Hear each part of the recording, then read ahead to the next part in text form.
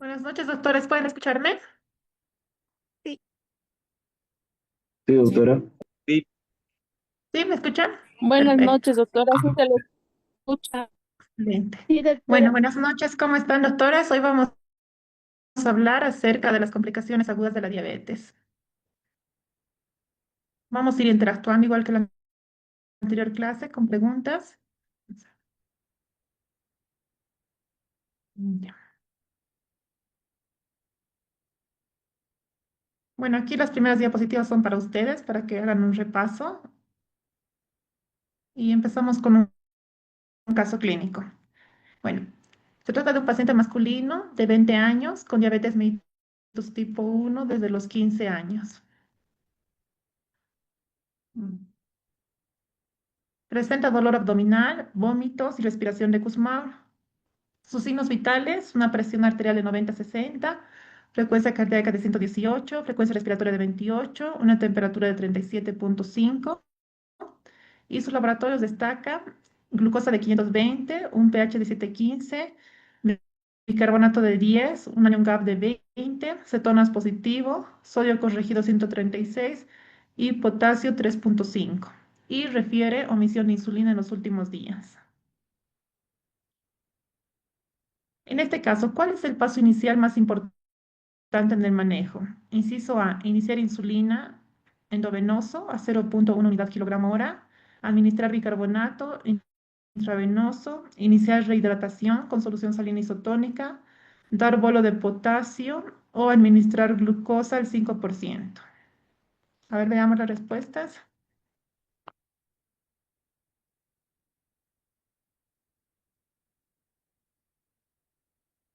Ay, no puedo leer.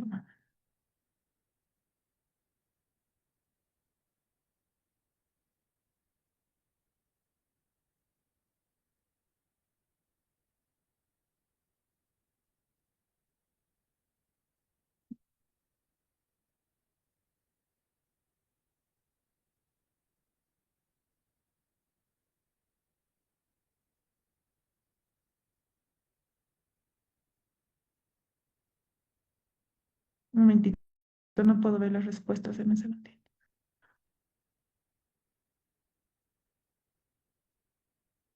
Iniciaríamos hidratación, no, doctora. Rehidratación, perdón. Muy bien, eso dice la mayoría. Sí, doctor. Yo voy por el inciso A, Excelente. iniciar insulina. Inciso el pilar de la Sí, sí. cetoacidosis diabética sería insulina, doctora. Pero no hay que ver O sea, lo el primero que potasio. ustedes harían es iniciar insulina. ¿Es lo primero, el primer paso? Es una No, doctora. cetoacidosis diabética y se prioriza No, la insulina. En la hiperglicemia sí se prioriza la rehidratación. Pero si no se sabe el valor del potasio, nunca se da insulina. exactamente, no se tiene que corregir sin antes ver el valor del potasio. Primero sería la rehidratación. Está muy Eh, bien, excelente. Está Rehidratación. bien. Mira, todas las respuestas son válidas, pero vamos a ir aprendiendo un poquito más y qué bueno que me estén hablando porque sí podemos interactuar. Deme un minuto más y si no puedo abrir las preguntas y vamos a interactuar un segundito. Mm, Veo la ventana de respuestas, pero no puedo abrir los nuevos mensajes. Alguna vez más voy a intentar. Bueno, ya les he mostrado la respuesta. Mm,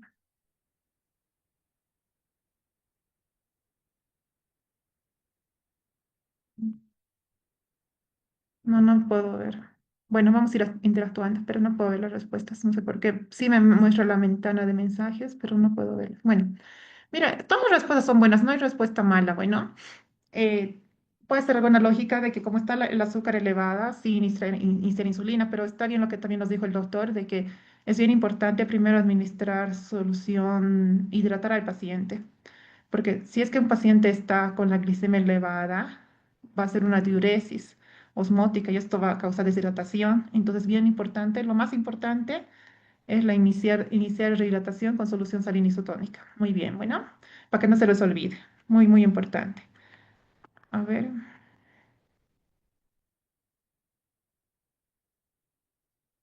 este paciente tiene una cetoacidosis diabética. ¿Tiene criterios para una cetoacidosis diabética? No pueden hablar. ¿Quién se anima a decirme qué criterios tiene? O para un estado hiperosmolar hiperglucémico. Doctora, tiene por la parte Sí, de... doctora, tiene tiene la la parte glucosa de- arriba de 250, el pH está debajo de 7.3, el bicarbonato debajo de 18, el anion gap está arriba de 10. Bueno, las cetonas, dos cruces, leí, no sé si una cruz, pero sí, y la edad y diabetes mellitus, ¿no? Por la frecuencia de la Sí, complicación. ¿no? Y la omisión de la dosis. Muy bien. Listo. Entonces, siempre el manejo inicial es restaurar con solución salina. Bueno, lo más como se puede usar otras soluciones, pero... Ay, un momentito. Siguen viendo mi presentación, ¿no? Sí, doctora. ¿Ven mi Sí. pantalla? Ok, que no sé cómo poner esto aquí, voy a poner. Ok. Entonces, cuando iniciamos soluciones, mejoramos la perfusión y esto va a ayudar a disminuir la glucemia. Se dice que cuando iniciamos un litro de solución, ya la glicemia puede disminuir entre un 50 miligramos a 75 miligramos. Bueno, y también mientras tanto ya le vamos a pedir potasio. Bueno, porque como decía el doctor, es bien importante saber el potasio, cuánto está antes de iniciar la insulina. Los laboratorios, recuerden, la glucosa 520, pH de 715, los mismos laboratorios. ¿Cuál es el diagnóstico más probable? Coincidimos todo con una Doctora, cetoacidosis diabética. Muy doctora, bien. aún se ve la presentación Dígame, no se puede visualizar bien las diapositivas. Por completo. no No se se ve amplía la completa la pantalla. pantalla? Está No, congelada la no. pantalla. Ah, ahora, ¿sí movió de diapositiva? No. Sigue lo A ver, mismo. ya me voy a salir y voy a volver a intentar. Denme un segundo. A ver,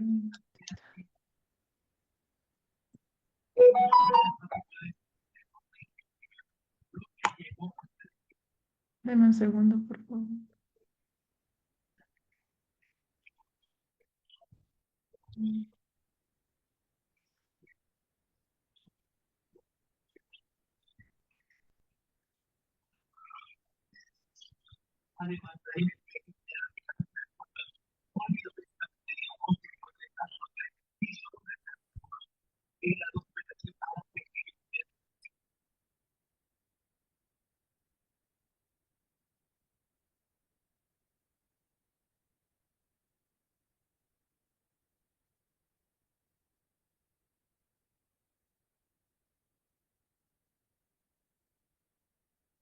Voy a tener que salirme y volver a conectar. No puedo compartir ahora.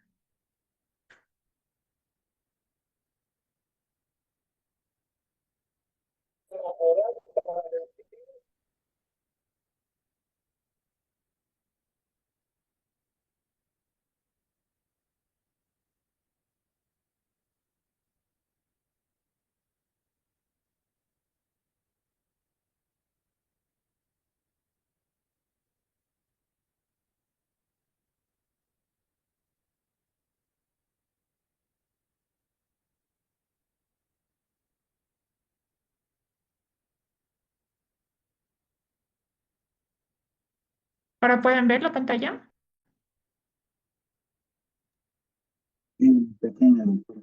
Se ve Sí, pequeño, doctora, se puede ver. Eh, se ve Sí. cuando dice el laboratorio es glucosa 520. Sí, sí, en eso estamos. sí, Ok, solo que Sí, pero no perfecto. está completo. Habría que ampliarlo. Ok. Se ve todas las demás diapositivas también. Ok. Póngale Dele, pantalla completa, doctora. eso. Ahí Ahora, está. Ahora sí. Ahora sí se ve, ¿se ve doctora. completa? Ok, perfecto. Entonces, Sí. recordemos los laboratorios. Laboratorios glucosa 520, pH de 715, bicarbonato 10, anión GAP 20, cetonas séricas positivas, sodio corregido 136, potasio 3.4. ¿Cuál es la conducta antes de la insulina? Hace rato ya alguien estaba comentando eso. Ahora sí puedo ver el chat. Pueden responder en el chat. Si alguien quiere hablar, igual pueden responder. No, yo no puedo ver el chat. ¿Pueden comentarme? ¿Quién hizo eso? Potasio. Dígame, doctor. Anímense. Hay que monitorizar el potasio. Ok, ¿cuál respuesta sería? ¿Qué inciso? F, doctora. Eh, F. Sí, exacto, porque el potasio está menor de 3,5, ¿verdad? 3,4. Entonces Doc, había ¿no que reponer sería el de potasio. poner el potasio junto con los líquidos? La respuesta B. Sí, pero también hay que monitorizar luego el potasio. Esta película, esta pregunta es engañosa, bueno. Si solo tendrías, Pero, si no hubiera la doctora, respuesta F, una consulta, doctorita. Yo le pondría dígame. bicarbonato, ¿sabe por qué? Porque los rangos de potasio son bien mínimos y por ese 3 puntos, el normal es 3,5, por 3,4 no le va a hacer mucho efecto. O sea, no necesitas tanto monitorizar porque hay hipotensión leve, moderada y severa. Con una leve de esto no necesitas monitorizar. Más importante es esa acidosis que está haciendo el paciente. Vamos a hablar más adelante. Vamos a hablar más adelante de cuándo se debe poner potasio, bicarbonato. Pero está bien su lógica, doctor, pero vamos a ir desglosando en el tema. Bueno, vamos a ir desglosando qué nos dicen las últimas guías. Esta presentación está en base a las guías del consenso de 2024 de los Turum-Pierres, según Harrison algunas cosas y de la 2025. Pero es bien importante, más que el bicarbonato, es importante el potasio. Bueno, porque si mi potasio está bajo, no le puedo poner insulina, porque si le pongo insulina va a ser hipocalemia el paciente y va a bajar más el potasio, más riesgo de arritmias cardíacas. Vamos a ir analizando. Está bien su lógica, doctor, pero vamos a ir desglosando parte por parte. Esto es para que también pongan atención a las próximas diapositivas. Pero la respuesta, en realidad, si no hubiera la F, sería reponer potasio junto con los líquidos, pero también es importante monitorizar el potasio cada 2 horas. Entonces, la respuesta correcta es B y E. Bueno, entonces, dentro de las complicaciones agudas de la diabetes está la cetoacidosis diabética, el estado hiperosmolar, antes se llamaba no cetósico, ahora es estado hiperosmolar hiperglucémico. Bueno, lo puse al intento esto, por eso ha pasado la abreviación SEHH, bueno, estado hiperosmolar hiperglucémico. Bueno, los trastornos metabólicos en la cetoacidosis diabética resultan de la combinación de una deficiencia absoluta o relativa de la insulina, niveles insuficientes para suprimir la gluconeogénesis y la producción de cetonas, y una elevación de las hormonas contrarreguladoras. Cada uno me puede mencionar una hormona contrarreguladora. Glucagón, doctora. cortisol, hormona de crecimiento. Muy bien, glucagón. Ah, ya. ¿Qué más? Glucagón, hormona de crecimiento, muy bien. ¿Qué más? Cortisol. Muy bien, ¿qué más? Catecolaminas, doc, adrenalina. Faltan Adrenalina. dos. Muy Adrenalina. bien, muy bien, muy bien. Entonces, eso también es importante para el examen. Bueno, ¿cuáles son las hormonas contrarreguladoras? Glucagón, epinefrina, noripinefrina, cortisol y hormona de crecimiento. Excelente. Mm, No puedo ver mi pantalla yo.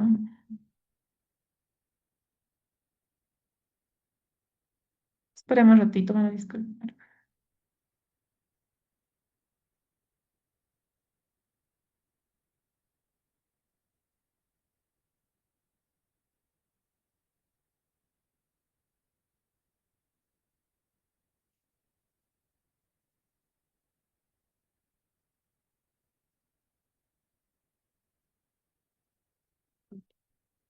Y en el estado hiperosmolar hiperglucémico existe una cantidad residual de secreción de insulina, que esto minimiza la cetosis, pero en este caso no controla la hiperglucemia.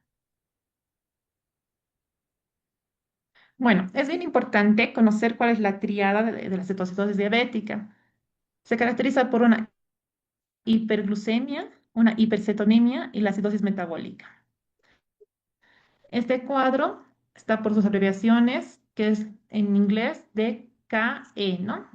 Por diabetes, por una hiperglucemia, cetosis y una acidosis metabólica. En las anteriores guías en el Harrison está valores mayores a 250. Bueno, en las últimas guías de 2024 mayor a 200. A fines de examen, si es que les ponen más de 250, pues mayor o igual a 250 está bien. O que tenga un antecedente de diabetes. La cetosis es importante que esté, que la concentración de beta hidroxibutirato mayor a 3 milimoles o cetonas en orina 2 cruces o mayor. Y es importante que tenga una acidosis metabólica. La acidosis metabólica se la diagnostica cuando el pH es menos de 7,3 y o el bicarbonato está menos de 18. Bueno, es bien importante que no olviden esa triada, que es la más importante para un diagnóstico de cetoacidosis diabética. Bueno, aquí vamos a poner unos marcadores clave de la elevación de los cuerpos cetónicos. ¿Cuáles métodos de medición existen? Mediante nitropuciato, en orina y el suero se puede medir el acetoacetato, pero su acceso es limitado. El más importante es el beta hidroxibutirato, que se lo mide en sangre, puede ser en laboratorio o con tiras. No sé si ustedes conocen esas tiras reactivas de Freestyle, que ya tiene para medir beta hidroxibutirato. Es el más específico. Los valores diagnósticos para decir que es una cetoacidosis diabética tiene que ser beta hidroxibutirato mayor o igual a 3 milimoles. Este valor tiene una sensibilidad y una especificidad del 90%. También hay limitaciones cuando se mide en orina, porque puede subestimar al inicio o sobreestimar en recuperación. Y también puede tener falsos positivos si el paciente está en tratamiento con captopril o valproato. La medición de cetonas a nivel capilar también es muy útil porque tiene un resultado rápido, es útil en urgencias y algunos pacientes que tienen diabetes tipo 1 pues también lo tienen estos glucómetros que nos pueden medir cetonas. También es importante medir la brecha aniónica. Si esta es mayor a 12, nos da compatible con una acidosis metabólica con brecha aniónica alta. Y aquí tenemos la fórmula para sacar la brecha aniónica, que es igual al sodio menos el cloro más el bicarbonato. Entonces, cuando tengan un paciente, una de las fórmulas que se debe hacer es la brecha aniónica, la osmolaridad plasmática y también el sodio corregido con glucosa. Otra pregunta, ¿cuál es el parámetro más específico para diagnóstico temprano de cetoacidosis diabética? Glucosa plasmática, cetonuria, beta-hidroxibutirato sérico o osmolaridad efectiva. Cetonuria. ¿Cuál? ¿Cuál, doctor? Inciso C, doctora. Por el B. chat. Ah, ¿B? Beta hidroxibutirato sérico. Hidroxibutirato. Muy bien, muy bien. Hace rato les he dicho, ¿no? Que tienen 90% de sensibilidad, bueno. Beta-hidroxibutirato. A ver, analicemos las respuestas.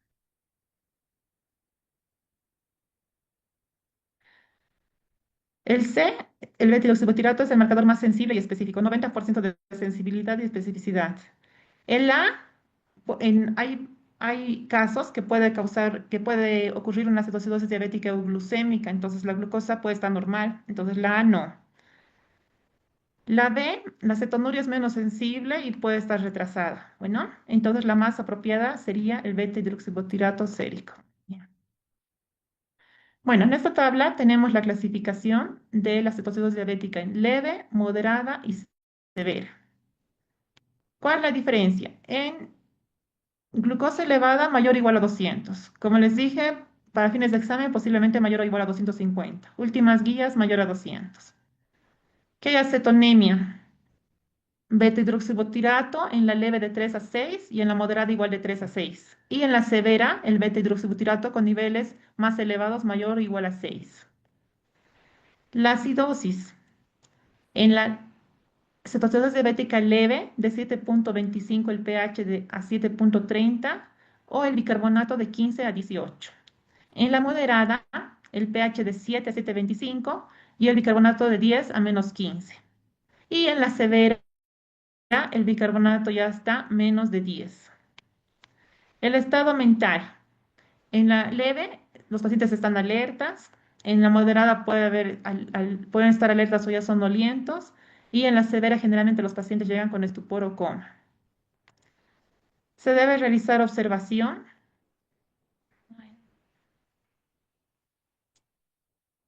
Disculpen, mi computadora hoy está sin querer, no está funcionando bien. Bueno, se puede realizar observación. En la moderada, ya es importante que el paciente ingrese, puede ingresar a una terapia intermedia o a internación, y ya en la severa, por lo general, requieren cuidados intensivos. Bueno, el estado hiperosmolar hiperglucémico, por su abreviación,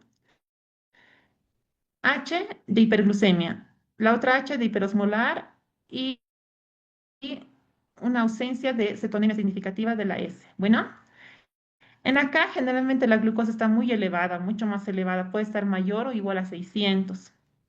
Es importante en estos pacientes calcular la osmolaridad efectiva, entonces por eso siempre que estemos sospechando ya sea una cetoacidosis diabética o estemos sospechando un estado hiperosmolar hiperglucémico, es importante realizar esas fórmulas. Ausencia de cetonemia, el beta-hidroxibutirato va a estar menos de 3 o cetonas en orina menos de 2 cruces. Y ausencia de acidosis, en este caso como no es una cetoacidosis diabética, no hay acidosis y el pH en estos pacientes está mayor a 7,3 y la concentración de bicarbonato mayor a 15. El estado hiperosmolar es un estado de hiperglucemia y hiperosmolaridad significativas en ausencia de cetonemia grave y acidosis metabólica. ¿Por qué dice cetonemia grave? Puede haber una cruz de cetonas. Bueno, no siempre hay que pasar cero. ¿Por qué? Porque el paciente puede estar muchas horas en ayuno. Y aquí está cómo podemos medir la osmolaridad plasmática efectiva, 2 sodio más potasio más glucosa dividido entre 18. Bueno, en esta tabla podemos ver las diferencias en lo que es la cetoacidosis diabética y el estado hiperosmolar hiperglucémico. La cetoacidosis generalmente se desarrolla en horas o días y el estado hiperosmolar entre días a semanas. Pero acá tenemos el dominador común, que es días, ¿no? Los dos se pueden desarrollar en días, pero generalmente tarda mucho más en el estado hiperosmolar. En la cetoacidosis diabética los pacientes están generalmente alertos y en el estado hiperosmolar hay deterioro cognitivo. Los dos van a presentar poliuria, polidipsia, pérdida de peso y deshidratación. Generalmente en la cetoacidosis diabética los pacientes se presentan con náuseas, vómitos, que esto puede ser una causa de hipocalemia, dolor abdominal que a veces puede simular un abdomen agudo. Y generalmente en el estado hiperosmolar hiperglucémico van a presentar otras enfermedades agudas. Puede ser que el paciente esté con una neumonía o algún proceso infeccioso. Y algo característico de la cetoacidosis diabética, que es la respiración de Kussmaul. Una tercera parte de las emergencias pueden tener ambos, bueno, un tercio. Entonces, eso también es importante, pueden tener los dos, una presentación con una cetoacidosis diabética y un estado hiperosmolar hiperglucémico. Acá podemos ver las manifestaciones de la cetoacidosis diabética. Como hemos dicho, polidipsia, poliuria, puede presentarse con náuseas, vómitos, el paciente presenta disnea, respiración de Kussmaul, dolor abdominal. Dentro de los sucesos desencadenantes, por lo general son administración inadecuada de insulina, infecciones, neumonía, infecciones urinarias, una gastroenteritis, una septicemia. También puede ser un infarto cerebral o coronario o mesentérico. Puede ser paciente que haya estado sometido a uso de drogas. El embarazo también es un factor de riesgo. Dentro de los al examen físico, ¿qué es lo que vamos a encontrar? Taquicardia, deshidratación, el paciente puede estar con hipotensión, la respiración de Kussmaul, taquipnea, el paciente va a tener dificultad respiratoria, puede haber mucho dolor a nivel abdominal que puede simular una pancreatitis o un abdomen agudo, el paciente puede estar con una situación diabética moderada severa, puede tener letargo, embotamiento, edema cerebral y posiblemente coma. Acá podemos ver lo que comentábamos a un principio, que la hiperglucemia nos va a llevar a una diuresis osmótica. Entonces, esto causa deshidratación y esto causa hiperosmolaridad. Como causa hiperosmolaridad, pues por eso viene el deterioro cognitivo. Acá podemos ver qué es lo que pasa en la cetosis diabética. En la cetosis diabética hay una deficiencia absoluta de la insulina o cerca al absoluto. Esto va a resultar en una aquí está mal, ¿no? Severa hiperglucemia, está mal acá, bueno. Producción de cetonas y una acidosis sistémica. Esto se puede desarrollar en horas o 1 a 2 días. Es más común en la diabetes tipo 1, pero también se puede presentar en la diabetes tipo 2. Ojo, no es que si un paciente debuta con cirrosis diabética, no es que al 100% sea diabetes tipo 1. Sí, algunos pacientes con diabetes tipo 2 también pueden presentar ese tipo de complicaciones. En el estado de hiperosmolar Doctora, hiperglucémico hay una deficiencia relativa de insulina. ¿Perdón? doctora, todas Dígame, sus doctora. diapositivas están en inglés. Doctora, sus ¿Perdón? diapositivas están en inglés. Sí, sí, Sí, está bien. están en inglés, doctora. Ah, está bien, Son de las está guías. bien. Algunas las he traducido, bueno, por eso se les estoy leyendo, por eso se les estoy traduciendo. Bueno, en el estado Está hiperosmolar bien, doctora, sigamos. hay una profunda hiperglucemia y esta hiperosmolaridad nos va a llevar a bastante pérdida de agua.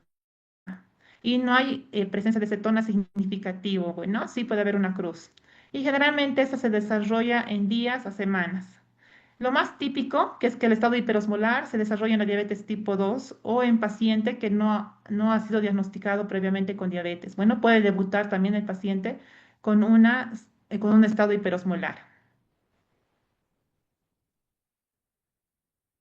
Y el estado hiperosmolar tiene muy alta mortalidad. Eso es bien importante reconocer en emergencias y actuar a tiempo para que mi paciente no lleve a un fallecimiento. Bueno, dentro de las emergencias hiperglucémicas, es una causa importante de morbilidad y de mortalidad en la diabetes.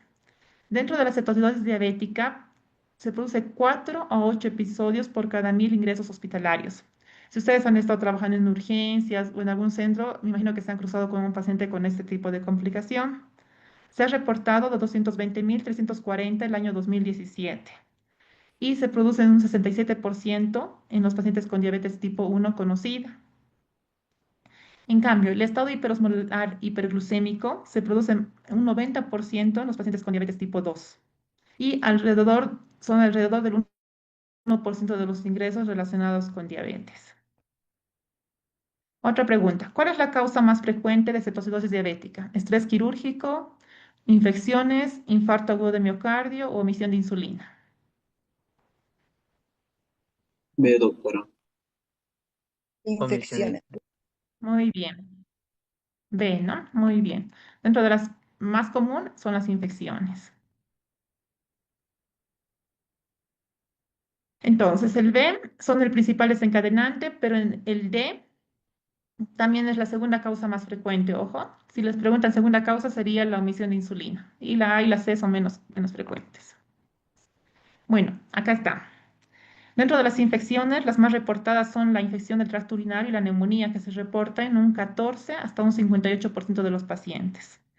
Otra de la segunda causa es la omisión de insulina. Puede ser por factores psicosociales, factores económicos. Últimamente, lamentablemente, por la crisis económica nos están llegando pacientes que ya no han podido costear la insulina y ya no están recibiendo tratamiento, ¿no?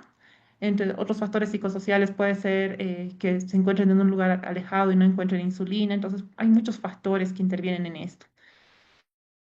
Enfermedades agudas también es menos frecuente, pero también es un factor precipitante, como en el accidente cerebrovascular, el infarto agudo de miocardio, la pancreatitis, un tromboembolismo pulmonar, trauma, alcohol o drogas.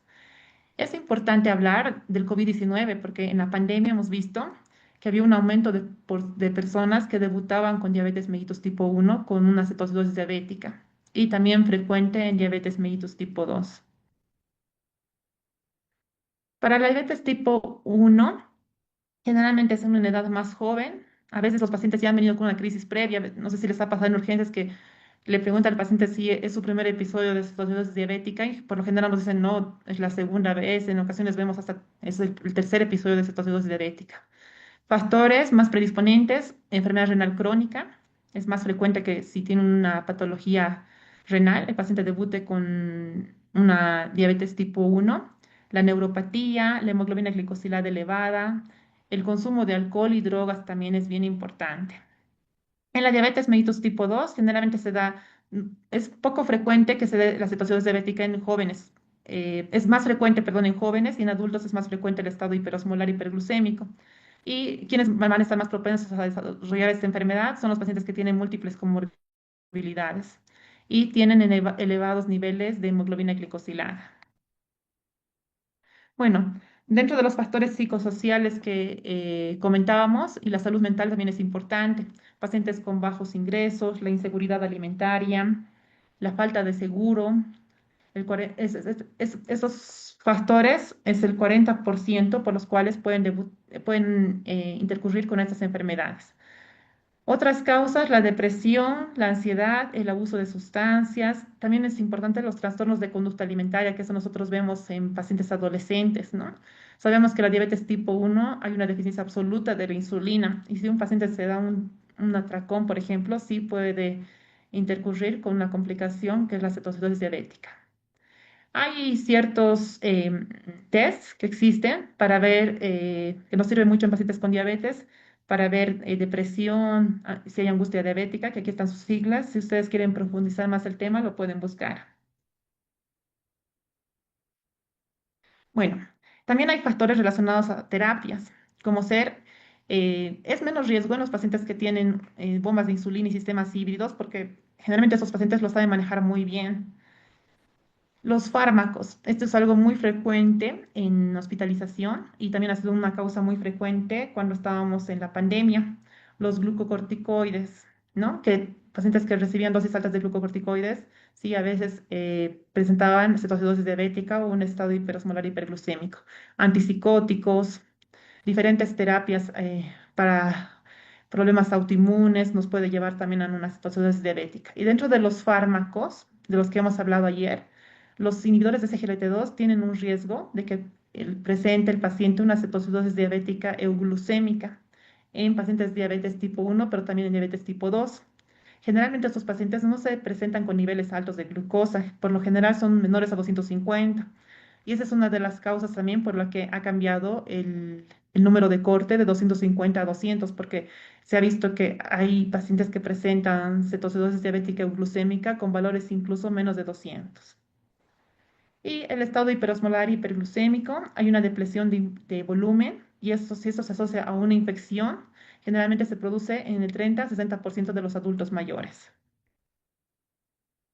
Aquí, ¿qué dice el páncreas? Aquí podemos ver en esta imagen que dice, dame más azúcar. ¿Y qué le responderían ustedes?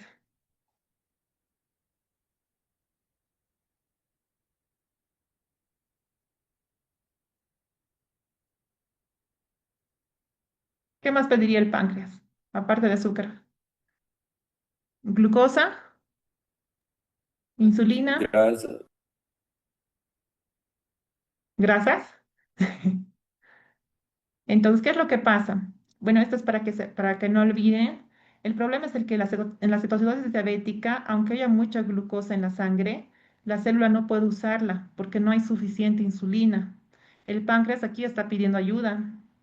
Entonces, una analogía vamos a hacer. Es como si tuviéramos un banquete servido afuera de la casa. Bueno, pero la puerta está cerrada. Entonces, la glucosa está disponible, pero sin insulina. No puede entrar a la célula.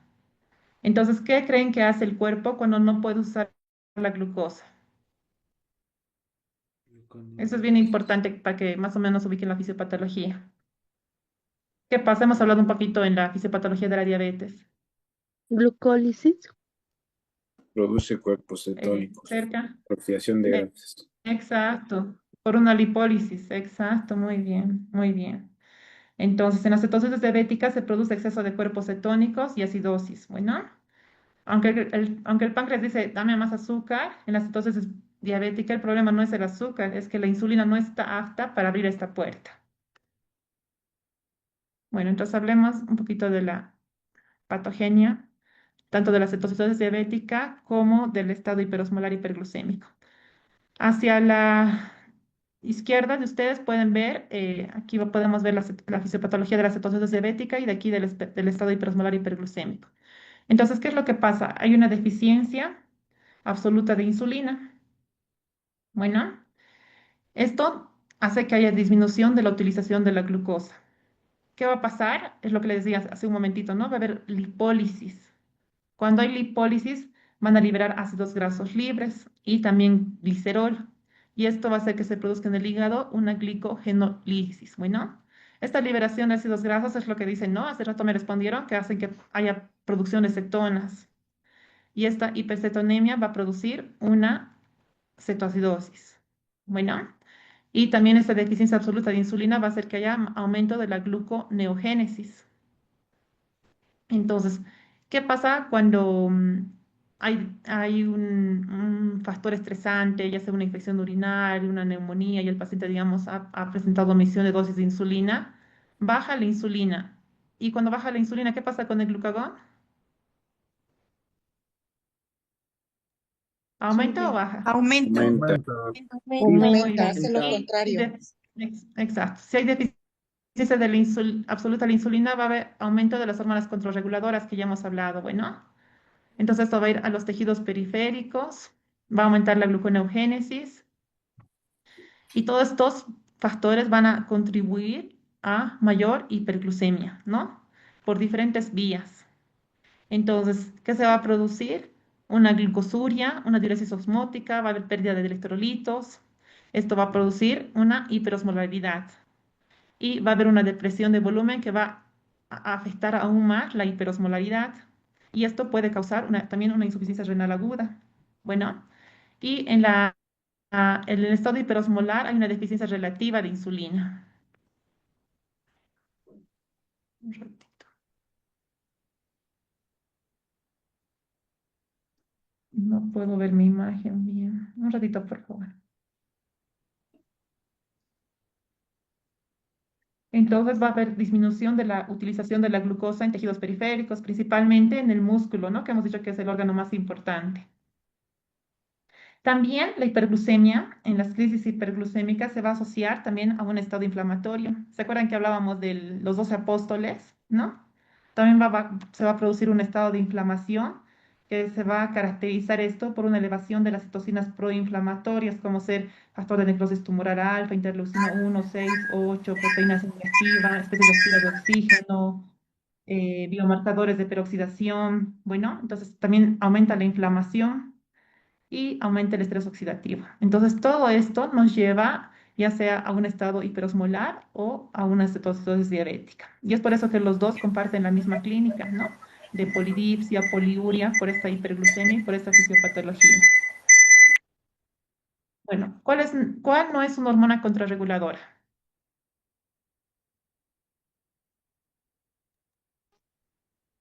Prolactina, doctora. Bien, bien, excelente, muy bien. Bueno, aquí ya vamos a otra vez repasar un poquito la fisiopatología. Solo esto es un esquema más fácil, pero para que no se le olvide, para que no se les olvide, ¿no? Entonces hay una deficiencia absoluta de la insulina y aumentan las hormonas contrarreguladoras, que ya sabemos cuáles son, ¿no? Disminuye la insulina, aumenta el glucagón, aumentan las hormonas contrarreguladoras, se produce un aumento de la gluconeogénesis.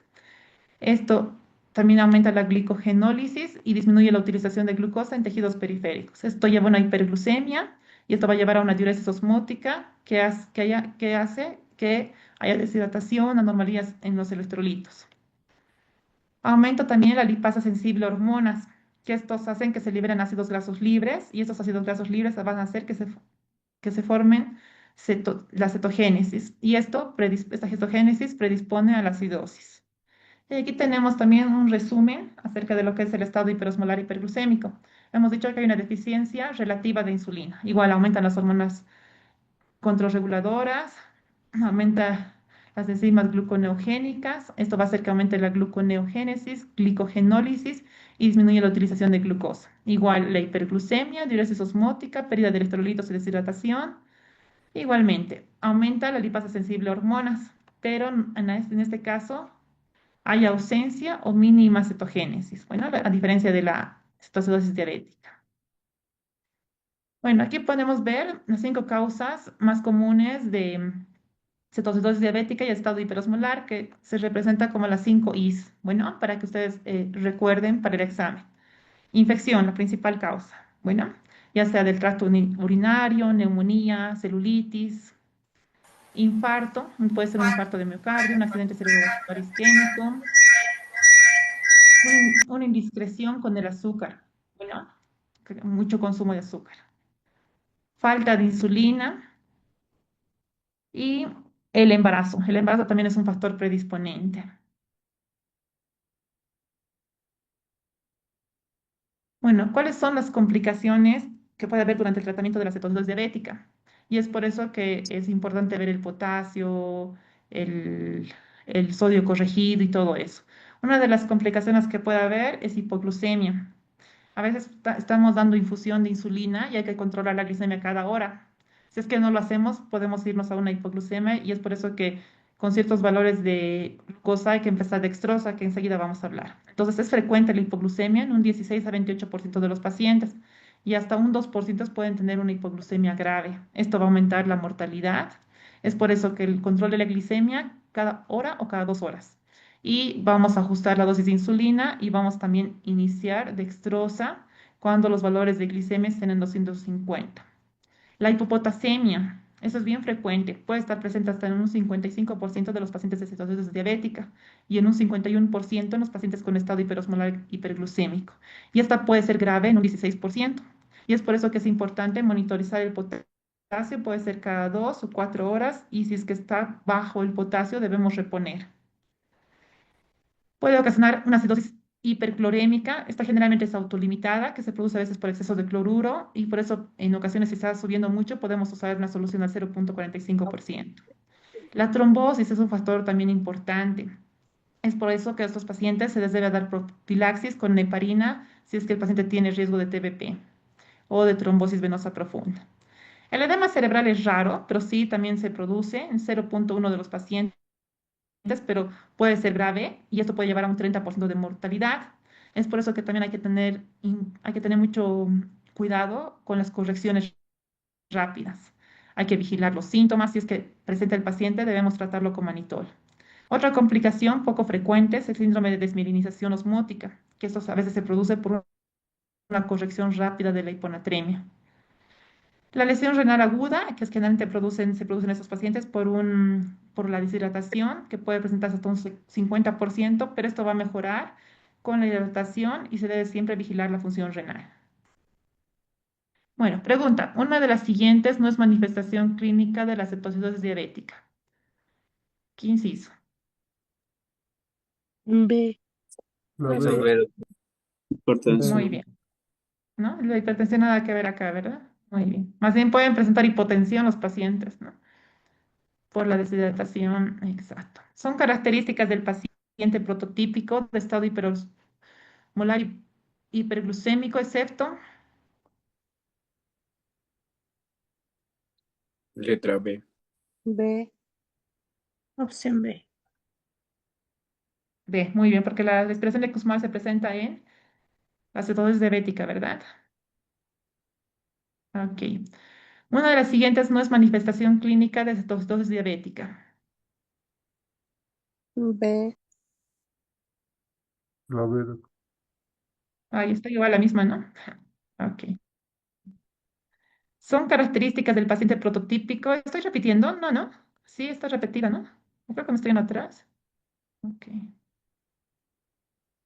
Bueno, dentro de los síntomas, signos y síntomas, el paciente puede presentar letargo, confusión, dolor de cabeza, pueden presentarse con hipotermia, es importante también la medición de la temperatura, dolor abdominal, vómitos, taquicardia, hipotensión, la respiración de Kussmaul en la cetoacidosis diabética, el aliento afrutado como acetonas, las extremidades frías y el llenado capilar lento. Bueno, es importante cuando tengamos un paciente con un sodio con cualquier nivel de sodio, siempre corregir con la glicemia. ¿Por qué? Porque el sodio va a aumentar 1,6 por cada 100 miligramos de decilitro de la glucosa por arriba. O sea, si mi glicemia, digamos, está 300, pues ya está aumentando cada 100 que sube por encima del valor normal, sube 1,6 el sodio. Entonces podemos ver una hipernatremia, pero en realidad si la corregimos por glucosa nos sale normal. Bueno, aquí por ejemplo con la fórmula del laboratorio dice que el sodio es 122 y la glucosa es 800. Entonces, mire, el sodio real nos sale 134. Bueno, si es que ustedes, es un poquito complicado esto, igual ustedes en Google buscan calculadora de sodio corregido con glucosa y lo hacen rápidamente. Pero es siempre importante corregir el sodio. Bueno, esta tablita es más que todo para que ustedes estudien las diferencias entre los laboratorios, tanto en la cetoacidosis diabética como en el estado hiperosmolar hiperglucémico, ¿no? Por lo general, acá el sodio puede estar bajo, anormal, y generalmente en el estado hiperosmolar va a estar alto. La creatina, pues generalmente más alta en el estado hiperosmolar, la osmolaridad más alta en el estado hiperosmolar, acá puede estar hasta 320 o menos de 320. Acá puede haber cetonas una cruz o negativo y el pH en el estado hiperosmolar va a estar más de 7.3. Pregunta, ¿el estado hiperosmolar hiperglucémico se caracteriza por, excepto,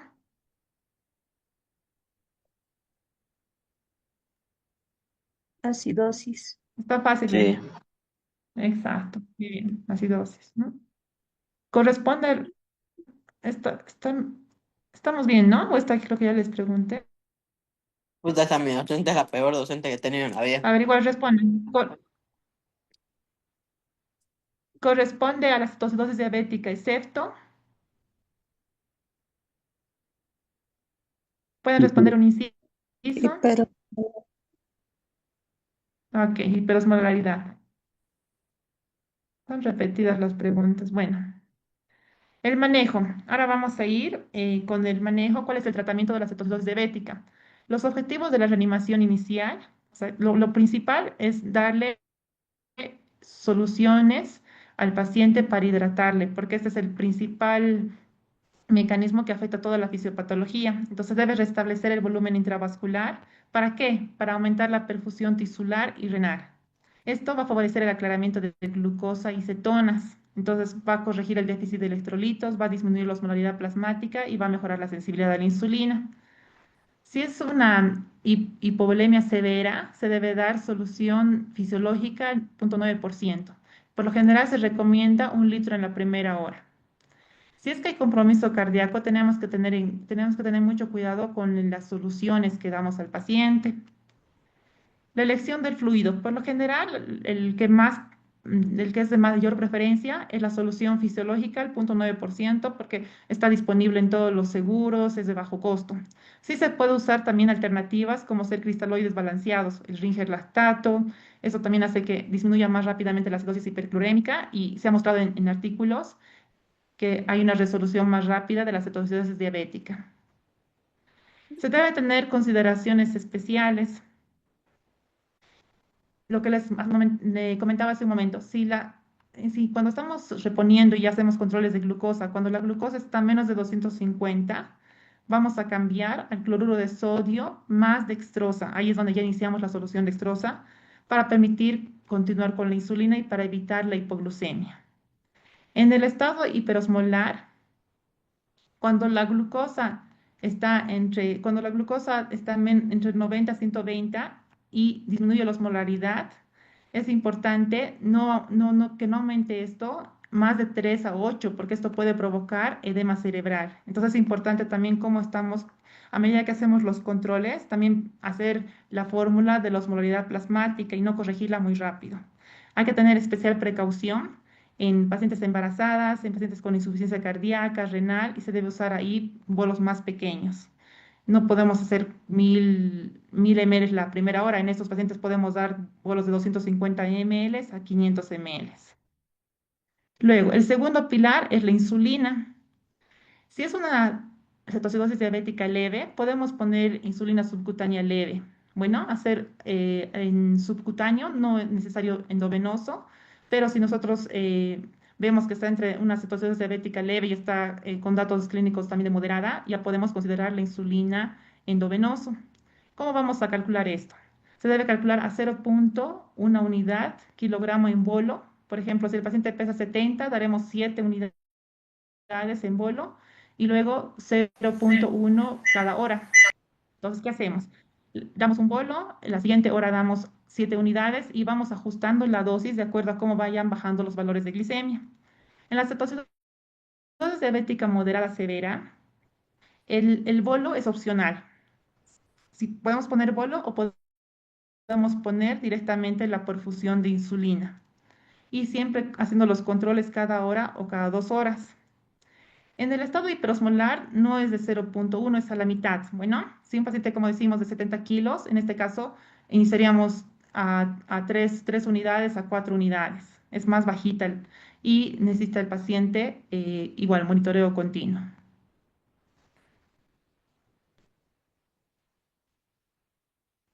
Las metas.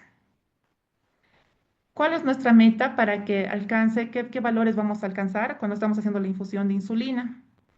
En la cetoacidosis diabética debemos mantener glucosas entre 150 a 200 hasta que haya una resolución de la acidosis. Entonces vamos a ir también midiendo cetonas y cuando se encuentran negativas ya hemos llegado a nuestra meta. Y en el estado hiperosmolar, nuestra meta es mantener la glucosa entre 200 a 250 hasta que haya una resolución de la hiperosmolaridad. Entonces, en la cetoacidosis diabética leve nos vamos con subcutáneo. Igual, los controles en este caso no es tan estricto, puede ser cada 2 horas.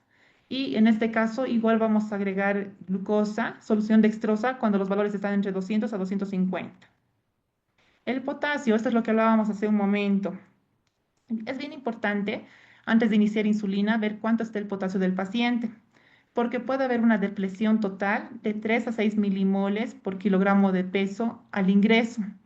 Generalmente, cuando ingresan los pacientes está normal, pero a medida que vamos corrigiendo la insulina, puede caer los niveles de potasio. ¿Por qué? Porque la acidosis más el déficit de insulina hace que haya salida de potasio fuera de la célula, entonces esto causa hipocalemia. Entonces, igual, aunque a pesar de que nuestro paciente a un ingreso su potasio lo tiene normal, igual vamos a hacer controles a las 2 horas y si está bien, luego podemos hacer a las 4 horas. Si el potasio está mayor a 5, vamos a monitorizar. Si el potasio está entre 3.5 a 5, las guías nos recomiendan dar potasio. ¿Por qué? Porque es como cuando está en este nivel y si vamos a dar insulina va a bajar un poco más. Entonces, por seguridad, damos 20 a 30 milimoles de potasio en los fluidos. Si el potasio está menos de 3.5, es importante iniciar la reposición a 10 milimoles hora endovenoso y eso es lo que decíamos a un principio, ¿no? No dar insulina Salazar, hasta que el potasio esté más de su 3.5. hemoglobina bajó 7.9. Como mañana voy a realizar 4 horas. ¿Pueden poner silencio sus micrófonos, por favor?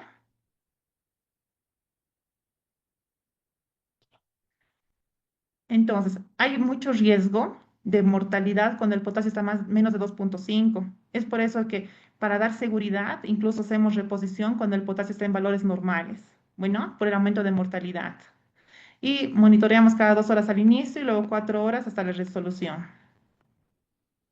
El bicarbonato, esto también comentaba y es algo bien importante. No se recomienda de rutina. Bueno, ya hay muchos estudios aleatorizados en los cuales hay ya mucho debate. ¿Damos bicarbonato o no damos? No se recomienda de rutina porque no mejora la recuperación y resultados clínicos. Los riesgos que puede producir esto son hipopotasemia, disminuir la captación de oxígeno, puede causar edema cerebral y acidosis en el sistema nervioso central. ¿Cuándo indicamos? Bueno, ha habido mucho debate, hay muchos artículos y en las guías del 2024, solo si el pH está menos de 7. Bueno, solo en ese caso. Bueno, ya hemos ido en los 3 pilares, que es los fluidos endovenosos, la insulina y el potasio. Luego, en la tablita de las guías del 2024 nos muestra esta tabla, que es de hacer traducido. Debemos realizar monitorización y seguimiento. Una vez que ya hemos iniciado el tratamiento, no debemos olvidarnos de pedir electrolitos, función renal, pH, osmolaridad y glucosa cada 2 a 4 horas hasta estabilización. ¿De qué va a depender que sea cada 2 o 4 horas? Depende de cómo están los niveles. Si mi potasio empieza a bajar, pues le haré los controles cada 2 horas. Si el potasio se mantiene, la osmolaridad no ha bajado, no ha tenido un descenso brusco, lo pediré cada 4 horas.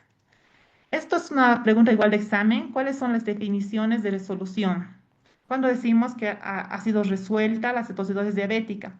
Cuando el pH venoso está mayor a 7.3, el bicarbonato está, perdón, las cetonas están menos de 0.6 o menos de una cruz.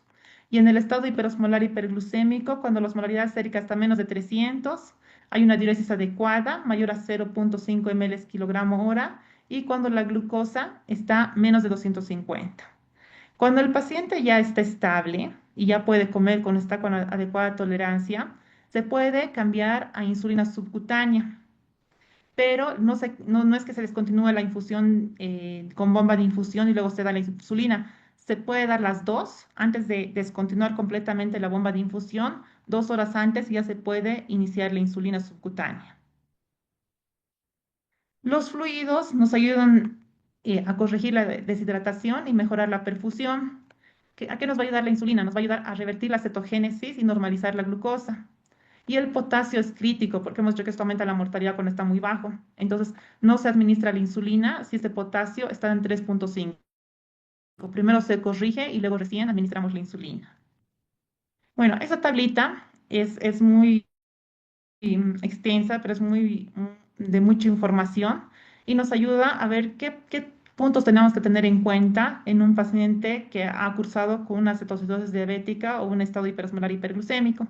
Y aquí he tratado de traducirle y resumirlo. Se debe estimar, después de que le descontinuamos la bomba de infusión, se debe estimar la dosis diaria total de insulina antes de pasar a vía subcutánea. ¿Qué vamos a tener en cuenta para la dosis? Vamos a tener en cuenta el riesgo de hipoglucemia, la función renal, vamos a tener en cuenta la edad y el estado nutricional. Entonces, ¿cómo podemos hacer el traslape? Una opción, si es que el paciente antes usaba insulina, podemos dar la misma dosis antes que ha hecho el episodio de cetosis diabética, o podemos dar a 0,5 a 0,6 kilogramos día en pacientes que no recibían insulina previa. Si se dan cuenta, estas son dosis altas. Por ejemplo, un paciente de 60 kilos, pues llegaría a requerir de 60 kilos, 30 unidades de insulina. Bueno, o también tenemos que tener precaución en los pacientes que tienen fragilidad, pacientes ancianos, adultos mayores con enfermedad renal crónica y que tengan riesgo de hipoglucemia. En estos ya vamos a ser mucho más bajitos, a 0,3 unidades. Es importante revisar el régimen previo, qué tratamiento recibía antes del ingreso. Usar dosis ambulatoria, es importante hacer seguimiento con la hemoglobina glicosilada, ver la adherencia al tratamiento y es importante la alimentación. Y otra fórmula también para ver cuánto de insulina el paciente requiere puede ser cuánto ha sido el requerimiento en las últimas 6 horas. Por ejemplo, el paciente estaba las últimas 6 horas a 3 unidades de insulina. Sería 6 por 3, 18. Pero también esto hay que tener precaución porque puede sobreestimar por la glucotoxicidad o porque el paciente se encontraba con dextrosa. Es importante iniciar la insulina 1 a 2 horas antes de suspender la infusión endovenosa. Por ejemplo, si nosotros planeamos, el paciente ya está con criterios de solución, le damos la dosis de insulina, por ejemplo, NPH, y 2 horas después recién suspendemos la infusión endovenosa. Es importante el esquema basal bolo fisiológico. El 40-60% va a ser dosis basal de insulina. Por ejemplo, puede ser NPH, ¿no? Si el paciente, por ejemplo, requiere 20 unidades, una parte va a ser basal y el 20% va a ser prandial. Vamos a dividir en insulina, por ejemplo, rápida, antes del desayuno, antes del almuerzo y antes de la cena. Se debe preferir los análogos basales más acción rápida, porque esto disminuye el riesgo de hipoglucemia versus la insulina NPH o la regular. Si el paciente está en NPO, todavía no está con una adecuada tolerancia bioral, es importante, en estos pacientes no podemos dar el bolo en horario, sino vamos a hacer correcciones de acuerdo a cuánto están los niveles de glicemia. Y esto debe ser la cobertura a las 24 horas. Bueno, también hay que tener en cuenta en pacientes que están en tratamiento con inhibidores de SGLT2, no se les puede, después de un episodio de cetosis diabética, no se les puede reiniciar directamente el tratamiento. Podemos esperar unos 5 días o 6 días que el paciente esté más estable y recién considerar si es que no hay factores de riesgo de que haya otra crisis, sí podemos reiniciar el tratamiento. Se debe ajustar el tratamiento de acuerdo a la hemoglobina glicosilada y es importante al paciente decirle que debe seguir su control. Por lo general les vemos 2 semanas después de la internación. En ocasiones sucede que el paciente se interna en un hospital, lo ve un médico, pero ese médico no está en consulta. Entonces es bien importante que el paciente se vaya con una cita con endocrinología o con medicina interna para revisar sus dosis, porque puede ser que a las 2 semanas requiera más dosis o requiera un ajuste de dosis o suspender a veces en ocasiones la insulina rápida.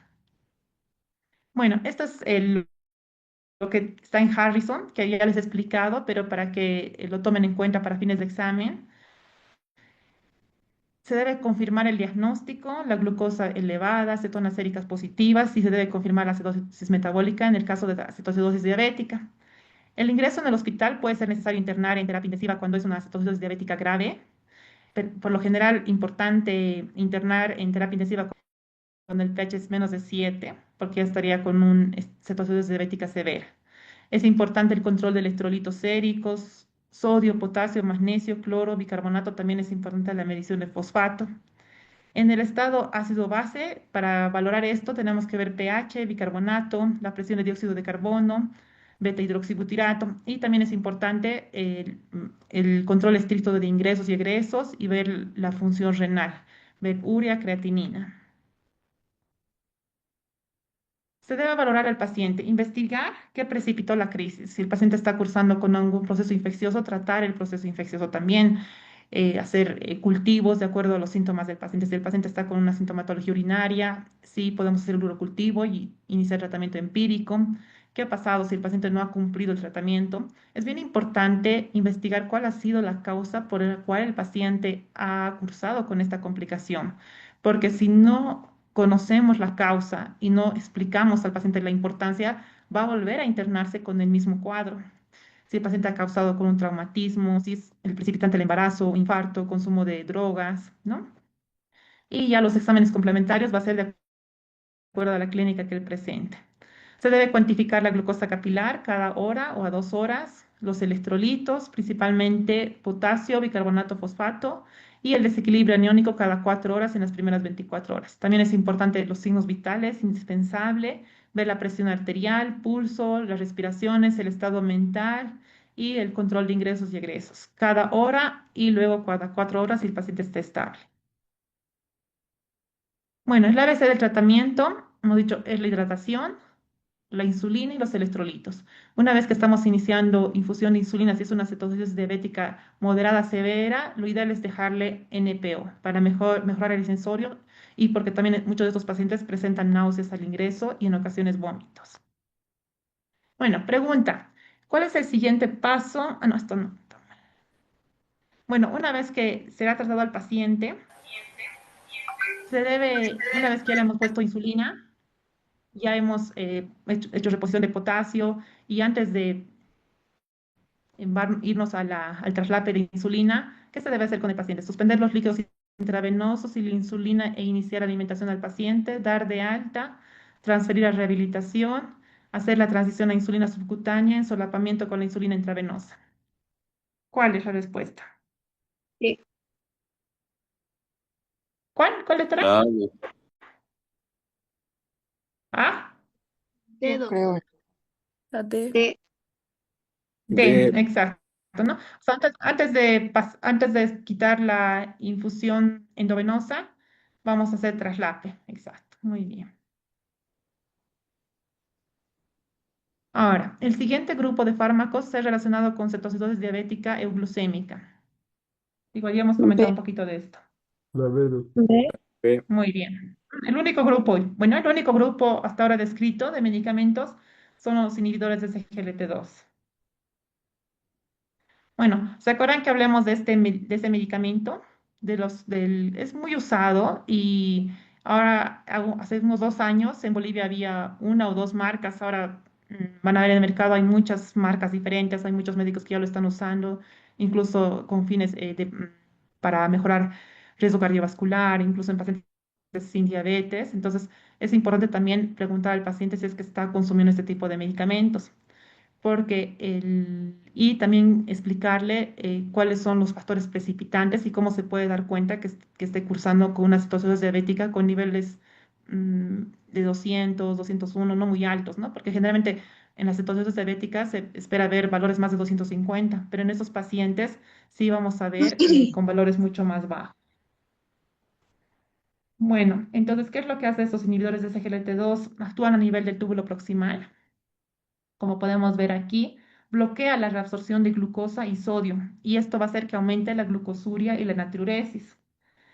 Las consecuencias renales son glucosuria, mediante la glucosuria va a disminuir la glicemia plasmática, y como va a aumentar la natriuresis, puede bajar la presión arterial y puede haber pérdida de volumen. Entonces, esto se produce por una activación en la mácula densa. Bueno, aquí se produce una vasoconstricción de la arteriola aferente y hay una reducción de la hiperfiltración glomerular.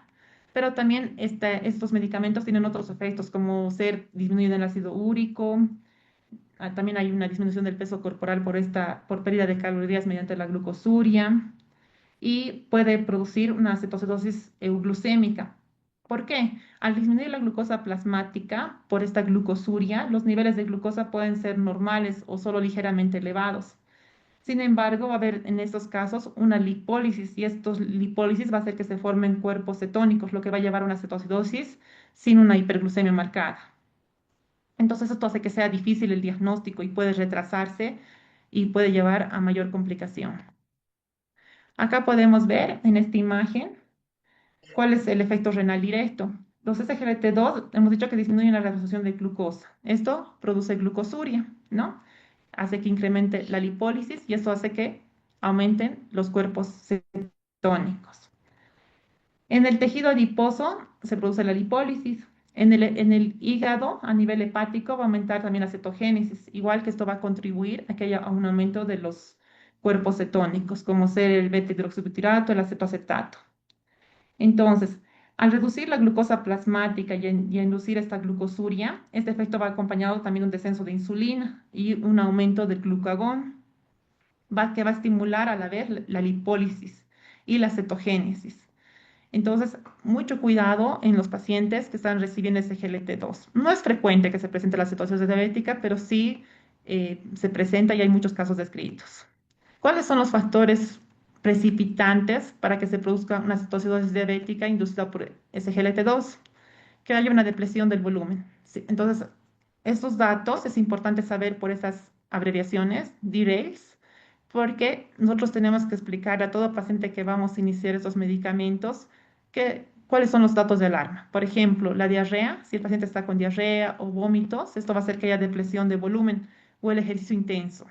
Bueno, y que puede promover a la cetosis, que haya una disminución del consumo oral. Esto hay que tener en cuenta en pacientes ancianos que también tienen pérdida del estímulo de la sed.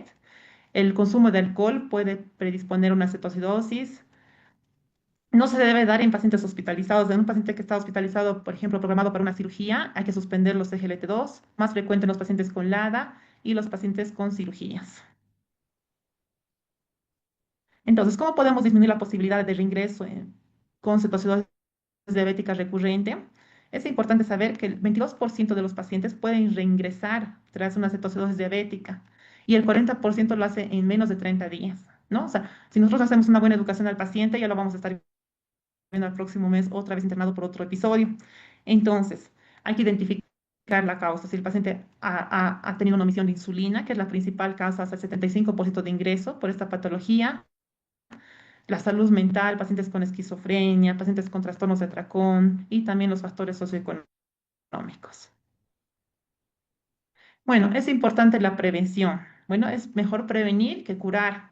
Entonces debe hacer una educación estructurada en relación a cómo actúa la insulina, si se está poniendo insulina en EPH, explicarle cuándo hace su inicio, su pico. Lo ideal es que cuando están con insulina 2 dosis, la dosis nocturna se les dé a las 10 de la noche, porque si es que el paciente la recibe muy temprano, también puede ser otro tipo de complicaciones, que es la hipoglucemia. Es importante explicarle los días de enfermedad. ¿A qué se refiere con esto? Pueden apagar sus micrófonos. Apague sus micrófonos, por favor. Los días de enfermedad explicamos al paciente en relación a que identifique el paciente si es que tiene fiebre, si es que tiene diarrea, vómitos, y explicarle que si presenta datos de alarma, tiene que acudir al control y es importante que todo paciente tenga su glucómetro. Bueno, es importante el monitoreo de glucosa y algunos pacientes tienen el glucómetro que es con medidor de cetonas. El monitoreo continuo de glucosa pues disminuye mucho las hospitalizaciones por cetoacidosis diabética, porque en el monitoreo continuo estamos continuamente viendo cómo están los niveles de glicemia. Entonces sería ideal que más pacientes puedan acceder a esto, pero lamentablemente por la parte económica, muy pocos pacientes tenemos en consulta con un monitoreo. Es importante el apoyo, el seguimiento precoz. Siempre después de que un paciente ha sido externado de cetoacidosis diabética o en estado hiperosmolar, se debe hacer el control a las 4 semanas. Y es importante la intervención psicológica. El paciente debe irse con una interconsulta nutrición, otra interconsulta psicología y con una interconsulta con un control con su endocrinólogo, su médico internista o su médico de cabecera. Entonces, es importante saber que la diabetes requiere un equipo multidisciplinario, un médico de base, un nutricionista. Sería ideal que todo paciente tenga un educador en diabetes, psicología. Bueno, eso en relación a lo que es las dos complicaciones agudas de hiperglucemias. Ahora vamos a hablar de otra complicación que es la hipoglicemia, que es una complicación muy frecuente también que lo vemos en internación. Y no solo en internación, sino también en consulta. ¿Cuál es el principal medicamento que puede causar hipoglicemia? Medicamento oral.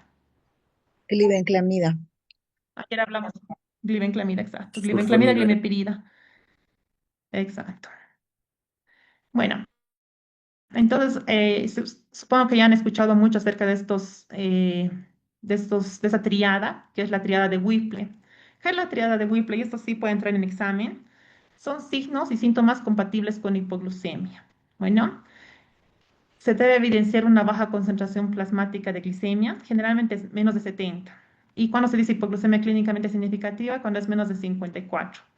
Y la característica que desaparezcan los síntomas con la restitución del valor normal de glicemia. O sea, ¿qué quiere decir? El paciente tiene síntomas de hipoglucemia, veo que los niveles tiene niveles bajos de azúcar en sangre y cuando nosotros le damos una carga de carbohidratos, mejora los síntomas, ¿no? Esa es la triada de Whipple. El paciente puede tener síntomas neuroglucopénicos como ser confusión, visión borrosa o convulsiones, o también puede tener síntomas adrenérgicos como ser sudoración, temblor, palpitaciones. Aquí está la clasificación de la ADA, de la hipoglucemia, que no ha cambiado en las últimas guías. El nivel 1 se dice cuando la glucosa está menos de 70, pero mayor a 54, bueno, en este rango, bueno, menos de 70, pero mayor a 54. Generalmente el paciente está alerta y requiere una intervención temprana. El nivel 2 se dice cuando la glucosa es menos de 54, otros también lo llaman hipoglucemia clínicamente significativa cuando está menos de 54. El paciente tiene una hipoglucemia grave, hay riesgo de neuroglucopenia y se debe tomar una acción inmediata. Y el nivel 3 es cualquier nivel de glucosa con alteración del estado mental o funcional. Esos los pacientes generalmente no los reconocen porque llegan a presentar un estado de confusión o a pérdida del estado de conciencia. Esto requiere una emergencia y requiere asistencia externa. En otros países sí se les educa a los pacientes para que les administren glucagón. Acá lamentablemente no lo tenemos.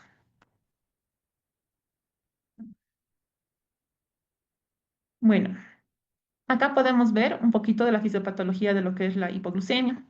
Como podemos ver, ¿qué es lo que pasa cuando disminuye la glucosa? ¿Se acuerdan que habíamos visto en una tabla de la anterior clase qué es lo que pasa en un estado de ayuno? Disminuye la insulina. Bueno, entonces la insulina hemos dicho que producida y va a incrementar, disminuye la insulina y incrementa el glucagón. Bueno, esta parte fisiopatológica está perdida en la diabetes tipo 1. Bueno, es por eso que es más frecuente que se presenten hipoglucemias en la diabetes tipo 1 y los pacientes no lo sepan reconocer. Es por eso que en un principio se, se pensó en el monitoreo continuo de glucosa, más pensando en los pacientes con diabetes tipo 1, pero ahora es útil para ambos y sería ideal pues que todo paciente, tanto diabético tipo 1 como diabetes tipo 2, tenga un monitoreo continuo de glucosa. Entonces, ¿qué es lo que va a pasar? Va a incrementar la glicogenólisis y va a incrementar la gluconeogénesis. Esto va a hacer que incremente el lactato, los aminoácidos, el glicerol. También a nivel de la médula adrenal va a incrementar la epinefrina, que ese efecto no está perdido, pero sí está atenuado en pacientes con diabetes tipo 1. Y esto va a tener efecto a nivel de músculo, riñón y grasa. Por lo tanto, va a disminuir el clearance de glucosa. ¿Para qué? Para que incremente la glucosa. Por otra parte, también se liberan hormonas a nivel del sistema simpático. ¿Para qué? Para que el cuerpo tenga una alerta, una alarma de que está haciendo hipoglucemia. Entonces, se implementa la noradrenalina. Esto va a hacer que el paciente empiece a sentir, ¿no? Síntomas de hipoglucemia, como ser palpitaciones, temblor, sudoración y cesación de apetito. Y estos síntomas neurogénicos va a llevar a que el paciente lleve a ingerir carbohidratos. De esa manera se resuelva la hipoglucemia. Generalmente baja la insulina cuando la glucosa está entre 80 y 75, pero no son valores exactos. Bueno, ¿no? Se ha visto en la literatura que puede ser con valores muy diferentes que se desencadene las hormonas contrarreguladoras, pero por lo general aumenta el glucagón y la adrenalina cuando la glucosa está entre 65 a 70 y ya empieza a haber síntomas neuroglucopénicos, se activa este nivel cuando la glucosa ya está un poco más bajita, por lo general por debajo de 50 a 55. Aquí está un resumen para ustedes de la imagen. Y aquí podemos ver cómo, cuáles son las respuestas frente a una hipoglucemia. Disminuye la insulina y aumentan las hormonas contrarreguladoras. Como hemos visto aquí, puede ser en los diferentes niveles qué hormona se va a producir, pero como les comenté, nuevamente les digo, no es exacto esto. No es que esté a 69 y se va a liberar la epinefrina, no, puede ser en niveles un poco más bajos. Eso es para que lo repasen. Y aquí tenemos los factores de riesgo de hipoglucemia. Dentro de los factores de riesgo, generalmente puede ser, puede ser uno de los factores más frecuentes, uso mala dosis de insulina, ¿no? A veces el paciente hay que explicarle cuánto es 3 unidades de insulina, cuánto es 6, porque ha habido ya pacientes incluso en hospitalización, enfermeras que se les dice que se le administre 6 unidades de insulina y le querían administrar 60 unidades. Entonces, bien importante la educación con el paciente. Más riesgo de hipoglucemia en pacientes que están recibiendo dosis muy altas de insulina, en pacientes que tienen alguna enfermedad añadida. Mientras más comorbilidades el paciente presenta, va a perder esta sensación de identificar los síntomas de hipoglucemia. Los pacientes con demencia, otros factores de riesgo, mientras el paciente tenga más episodios de hipoglucemia, es más frecuente que una hipoglucemia clínicamente significativa. La edad, los pacientes adultos mayores es más riesgo de hipoglucemia, más frecuente también en el sexo femenino, la polifarmacia, los pacientes con enfermedad renal crónica, enfermedad cardiovascular y más frecuente en los pacientes que presentan todas las complicaciones microvasculares como ser neuropatía, enfermedad renal diabética, retinopatía diabética y también la inseguridad alimentaria, ¿no? El bajo estatus económico y el consumo de drogas, alcohol o algunos desórdenes psicológicos, psiquiátricos también. Bueno, dentro de los factores que pueden causar hipoglucemia, ya hemos dicho, incorrecta dosificación de la medicación. El exceso de ejercicio también es importante. A un paciente se le debe educarse en caso de que realice ejercicio de moderada a severa intensidad, se le debe decir que ingiera primeramente una porción de carbohidratos. Y hay pacientes que, por ejemplo, reciben glibenclamida a cualquier horario, ¿no? O sea, no comen y reciben la glibenclamida, eso también es un factor de riesgo de hipoglucemia. El retrasar las comidas también y la falta de carbohidratos. Bueno, aquí están ya una tablita, los síntomas que hemos mencionado, los síntomas neurogénicos, autonómicos, como ser palpitaciones, temblor, ansiedad, sudoración, y los neuroglucopénicos, que son por privación de glucosa en el cerebro. Acá ya es cuando están mucho más bajitos los niveles de glucosa, que puede haber confusión, fatiga, crisis convulsiva, desmayo. Ahora, no siempre sigue este orden, no siempre son primeramente los neurogénicos y luego los neuroglucopénicos. Un paciente puede no presentar esos síntomas y directamente presentarse con síntomas neuroglucopénicos. Bueno, aquí está un cuadrito que nos va a ayudar a identificar cuál es la causa de hipoglucemia. Lo mismo que hemos comentado, esto ya para que puedan estudiar en casita. Y el tratamiento. Es importante la regla de los 15. ¿Qué es la regla de los 15? Es que si el paciente está con hipoglucemia menos de 70, se le debe indicar 15 gramos de carbohidratos. Por ejemplo, ¿qué tiene 15 gramos de carbohidratos? Tiene una manzana, 4 galletas María, medio plátano, bueno, medio vaso de refresco. Entonces se le debe explicar al paciente que si en caso de que esté la glicemia menos de 70, si es una hipoglucemia nivel 1, consuma 15 gramos de carbohidratos. Y después, 15 minutos después, se vuelve a controlar. Si se ha resuelto la glicemia, entonces ya estamos bien. Si es que no se ha resuelto la glicemia y, por ejemplo, estaba en 60, le damos 15 gramos de carbohidratos y está en 65, nuevamente repetir la regla. 15 gramos de carbohidratos y nuevamente en 15 minutos volver a hacer un control de glicemia. Acá están algunos ejemplos de qué es lo que tiene 15 gramos de carbohidratos, como ser un sobre y medio de azúcar, un vaso pequeño de bebidas azucaradas, puede ser una Coca-Cola, un Hades, un vaso de 200 cc de zumo de fruta, un jugo de naranja, ¿no? Cualquier tipo de bebida. Y en otros países hay tabletas de glucosa, en acá no lo tenemos. Entonces, si el paciente ha presentado una hipoglucemia, es importante hacer el seguimiento, ¿no? En la visita inicial siempre debemos preguntar al paciente si es que ya ha tenido episodios previos de hipoglucemia, si en algún momento ha tenido deterioro cognitivo por una hipoglucemia, si el paciente sabe cómo reconocer una hipoglucemia, si realiza monitoreo en su casita de glucosa, hay que revisar el plan de diabetes, si tiene polifarmacia, y también es importante explicar al paciente cómo corregir esta hipoglucemia. Entonces, pregunta, ¿son los factores de riesgo de hipoglucemia en adultos? Son en la diabetes tipo 2, dosis de insulina excesiva, administración de sulfonilurias, ingesta de alcohol, administración de tecidas, insuficiencia renal. ¿Cuál es? La D. Ah, doctora. Dosis de insulina, excepto, dice, ¿no? Las dosis de insulina excesivas sí sería un riesgo. Hemos hablado de todos estos, menos de uno. ¿De cuál hemos hablado? Letra D. D, muy bien, ¿no? Las tecidas no se asocian al riesgo de diabetes. Y esto ya es un resumen para ustedes, que es de todo lo que hemos hablado. Y ahora sí, doctores, preguntas.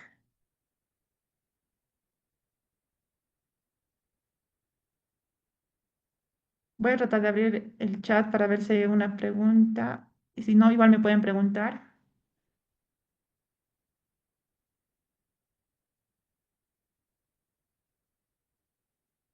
Siempre son buenas las preguntas para resolver las dudas, despejarlas. Si alguien me puede ayudar a ver las preguntas.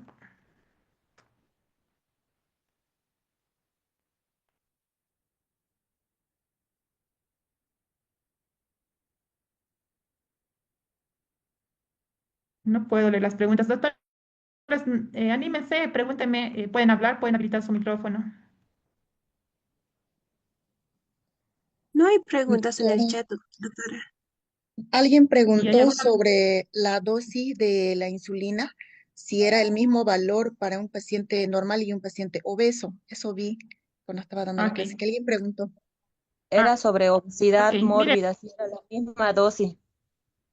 ya, mira, sí es por kilogramo de peso, pero cuando el paciente tiene una obesidad mórbida, pues lo ideal es, primeramente vamos a dividir en cetocidosis diabética y un paciente normal. Si un paciente ha estado internado por una cetocidosis diabética, sí le podemos hacer el cálculo de dosis a unidad kilogramo de peso. Como sabemos, si un paciente tiene obesidad mórbida, por ejemplo, si pesa 100, digamos que pese 100 kilos, y darle a 0,5 me va a salir 50 unidades, ¿no? Entonces, y el paciente, digamos, no usaba previamente insulina. Si ustedes ven, 50 unidades es una dosis alta de insulina, entonces me puedo ir un poquito más bajito, 0,3. No es específicamente como la guía lo dice. En la guía sí nos dice 0,5, pero nosotros lo vemos en la práctica clínica, que el darle al paciente una dosis tan alta en un inicio, que no esté internado, pues son dosis muy altas y el paciente puede tener riesgo de hipoglucemia. Entonces, siempre ver la característica del paciente. Entonces, ya en ese paciente yo me iría con 0,3. Si pesa 100 kilos, le daría 30 unidades. Repartidos, si le voy a dar la NPH, 2 tercios en la mañana y 1 tercio en la noche. Ahora, si es que el paciente no está en el contexto de una cetocidosis diabética, como habíamos mencionado en el anterior tema, esto ya es dosis más bajitas. Le podemos dar 0,1 a 0,3, ¿no? Primero iniciar, por ejemplo, o la primera dosis, dar 10 unidades de insulina y luego, de acuerdo a los controles, ir aumentando dos en dos. Siempre ver el aspecto del paciente. Si el paciente, por ejemplo, vive en provincia, entonces me voy a ir con dosis bien bajitas porque no va a venir a sus próximos controles a corto tiempo. Si el paciente vive en La Paz y se compromete a venir en 15 días, entonces me puedo animarle a dar una dosis más alta. Y también importante, si el paciente tiene un glucómetro, entonces me puedo atrever a darle dosis más altas porque yo sé que va a estar haciendo controles de glucosa en la casa. Pero si el paciente no tiene glucómetro, no va a haber cómo controlarle, entonces ahí ya me iría con dosis más bajitas. Otra pregunta, doctores.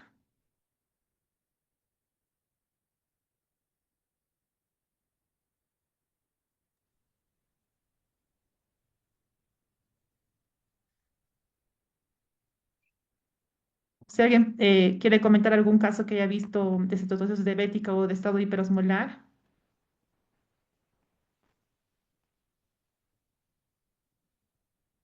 Creo que quedó claro. Estaba buena la explicación. Bueno, gracias, doctores. Mañana continuamos con la próxima clase. Vamos a, espero resolver esto del, no sé por qué mi computadora no puedo ver el chat. Espero Entonces, mañana nos vemos supongo que a la misma hora. Yo voy a comunicarme con el doctor Gastón. Que tengan un buen descanso, doctores. Hasta luego. Doctora, Dígame, ¿Qué doctor. tema vemos mañana, por favor? vaya doctora, buenas noches. ¿Qué tema va a ser, doctor? Déjeme revisar un momentito. Complicaciones crónicas, no falta, de diabetes. Sí, eso falta. En la lista que me pasó el doctor solo estaban Y complicaciones no agudas. De está, todos modos, yo no me está. comunico con él. Solo está complicaciones agudas. Y el próximo tema sería síndrome metabólico. Que está muy relacionado también con el tema de diabetes.